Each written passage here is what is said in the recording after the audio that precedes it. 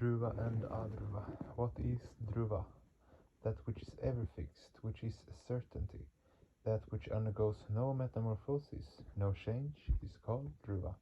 That is, Dhruva is that which is not subject to mutation or decay, which does not change its position, which does not deviate from its original stance. All the objects of this universe, crude and subtle, physical and psychic, are always on the move. There is an inherent dynamism in them. This universe originates under the eternal inspiration of Kaushiki Shakti and the constant impetus of Bhairavi Shakti. Hence, every object of this quinquelemental world is always moving, mobile. Everything is basically dynamic. Nothing can be static. Whether microcosmic minds like it or not, they will have to keep moving.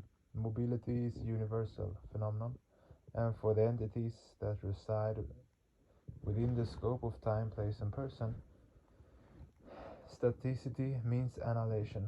Hence, movement or mobility is essential. Movement is a must. The beauty that is right large on the sweating body of a person who is on the move has no comparison. Even Indra, the king of the gods, longs to have such a person as his companion. He prefers to move in step with such an industrious person. Therefore, O human beings, move on. Since movement is the very characteristic of the universe, a person who will move as much as he or she can is destined to be victorious. As long as a person keeps lying in the darkness of delusion, that person's fortune also continues to lie asleep. When the person sits up, the person's fortune also sits up. When the person stands, his or her fortune also stands. And when the person starts moving, his or her fortune also starts moving. Therefore, O human beings, move on, move on. As long as human being lies inert in staticity, that is, remains engrossed in the worship of mundane things, it is said to be the Kali Yuga of that person's life. When on waking from sleep, the person realizes that he or she has to get up. This awakening or awareness is compared to Dvapara Yuga in his or her life. When the person gets up from bed about to start moving, that is compared to Treta Yuga in his or her life. And when he or she starts moving, he or she is said to be entering into Satya Yuga. O human beings, move on. Hence, moving ahead is the dharma of time, is the dharma of yugas, is the dharma as well of place and person. As everything in this universe is moving ceaselessly, this world is called Yagat. The root verb gam plus the suffix quip makes up the word Yagat, which literally means that whose very characteristic is constantly moving.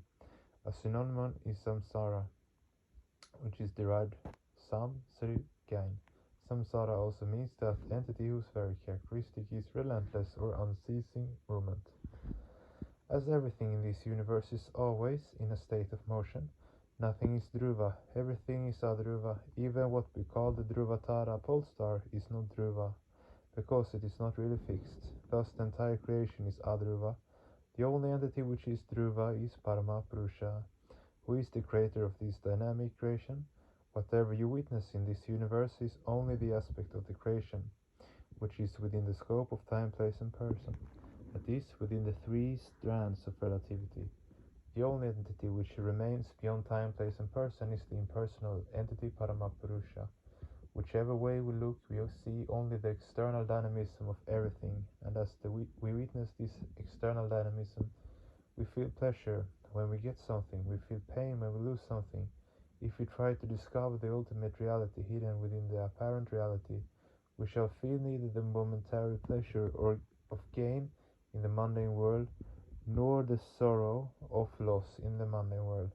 The supreme entity, which is neither to be obtained nor to be lost, will remain always with us, and we shall remain absorbed in the eternal bliss of the companionship of the supreme entity. Now this unmoving entity alone is Dhruva. All other entities, all of whom are searching for that supreme entity, are Adhruva. Now the question arises why all persons do not attain this Dhruva entity. The answer is, in order to attain this Dhruva entity, three things are required. Jnana, knowledge, bhakti, devotion, and karma, action. Jnana, understanding. Suppose you see ice floating on sea water. If you look at the situation from the analytical point of view, you will say that ice is floating on water. But if you look from the synthetic point of view, you will say that water and ice are basically the same. Both are made from hydrogen monoxide, so knowledge is a necessity. And how do people attain knowledge about different entities? First, there is some difference between knowing and understanding. Whatever information regarding some object we gather through the medium of the sense organs is what we quote know about the object. But when the basic or ultimate nature of the object is fully subjectivized, then we understand the object. When you ask somebody if you know Mr. So and so, they will say, quote, yes, I know him.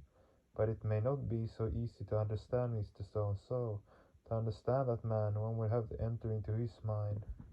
So when human beings try to get some object other under the guidance of their external propensities, the result of that sort of endeavor will be an instance of simple knowing, nothing more than that.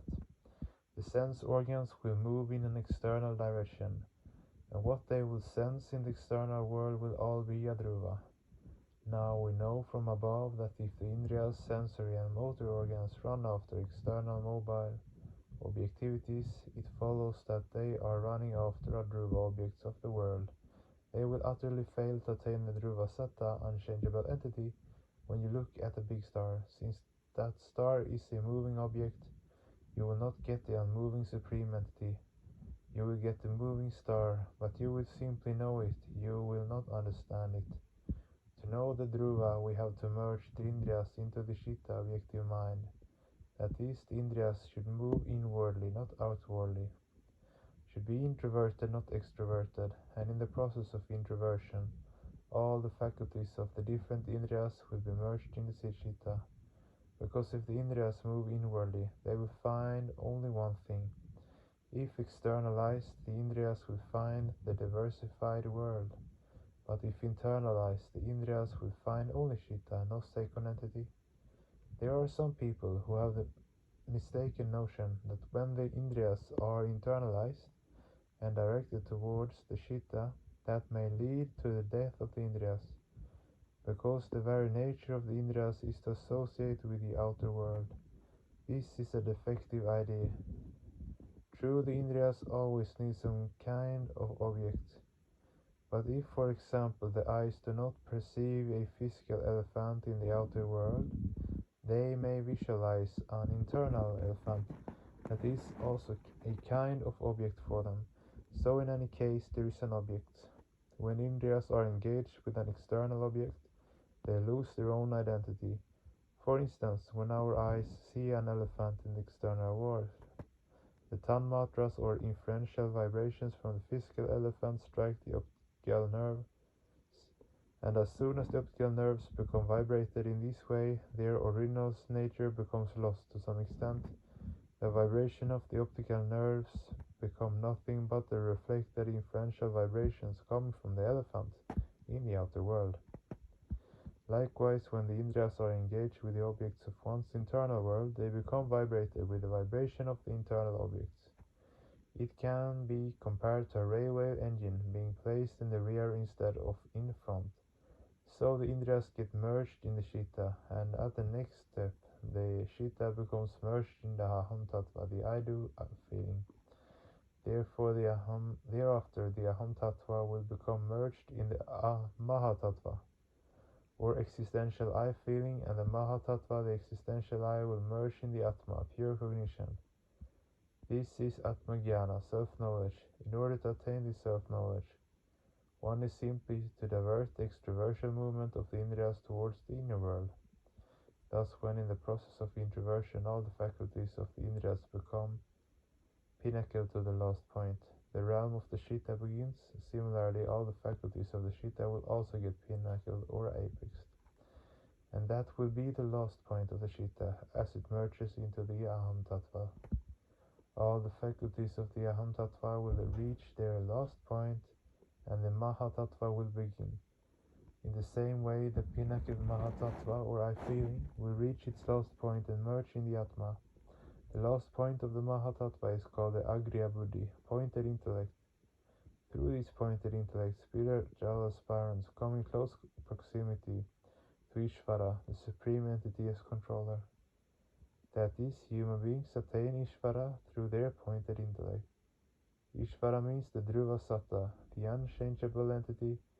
As the Indriyas run after external objects, they virtually run after the Adruva. To attain the Dhruva Satta, people have to move inward. So in Sanskrit, an object which the Indriyas find in the outer world is called Vishaya, which may also mean place or country. And the object which the Indriyas attain in the final process of introversion is called Avishaya.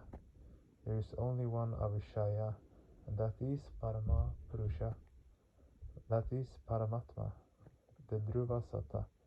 Thus, in the scriptures it has been said, Isha Sarveshu Bhuteshu Guru Atmana Prakashate Drishyate Dvagriyaya Buddhya Sukshmaya Sukshma Darshibi.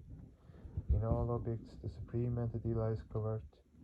Usually it is not visible from outside. Only by dint of subtle pointed intellect can one visualize it. When human beings channelize all their indriyas extraversially only, and want only to see, taste, smell, eat, or drink things, they will never attain the Dhruva Satta. If ever a person decides that he or she wants to see the Supreme Entity with open eyes that is based on a mistake, he or she will have to look within. If a person has not tried to introvert the extroversial propensities of the Indriyas, he or she will never attain the Supreme Entity. So the question naturally arises, who is in fact capable of knowing the Supreme Entity? The answer is the one who moves introversially and develops his or her pointed intellect. Only through that pointed intellect can one hope to attain Ishvara. Therefore, spiritual practice is nothing but a sustained endeavor to develop the pointed intellect.